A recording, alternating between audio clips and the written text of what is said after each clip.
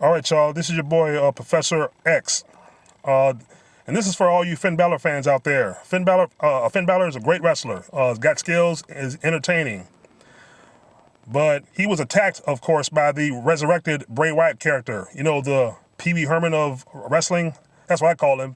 With the really ugly, corny horror Halloween mask. Which basically I don't find entertaining and I don't find exciting. Those of you who do, more power to you. But Bray Wyatt, like a lot of so-called WWE superstars who have a really, really big head, a head that's probably bigger than Vince McMahon's ass, if you know what I mean, seems to want to talk and insult fans on Twitter for having an opinion. And recently, Bray Wyatt insulted a Finn Balor fan, called him a little fanboy, said, say what you want, but nothing will change what's coming. Hey, Bray Wyatt, something you should think about. That same fan who you call a fanboy might have one time paid to see a wrestling show that you were on, as well as paid to see Finn Balor, because he's a Finn Balor fan. And you need to respect all fans, even if they're not a fan of yours. They're still a paying customer, which means some of their ticket sales and some of that money goes in your pocket, as well as the majority that goes in Vince McMahon's pocket. So, with that being said, you know, enjoy your star while you can. Now, your first gimmick was better. It was awesome. But unfortunately, you had the displeasure of being paired up with a feud with John Cena. That's what killed your push and killed your momentum. And I gotta say, this Pee Wee Herman look, the Funhouse, that's terrible.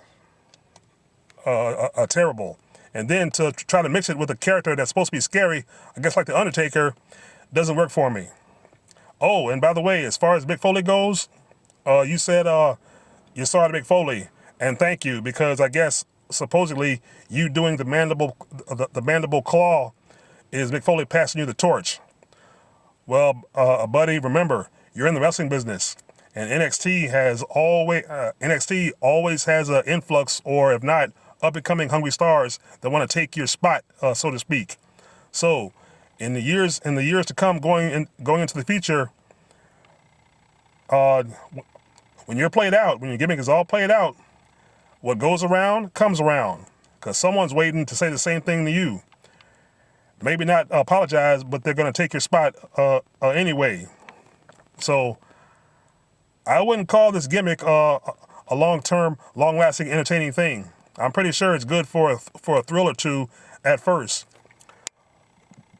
But as you get, but going forward, as you wrestle matches, and if you're booked into a feud with Finn Balor for the foreseeable future, then you know, don't be surprised if people start getting bored of your gimmick, or you know, they don't like it, because that's all it is. It seems to be, you know, the lights going out and the music, you know.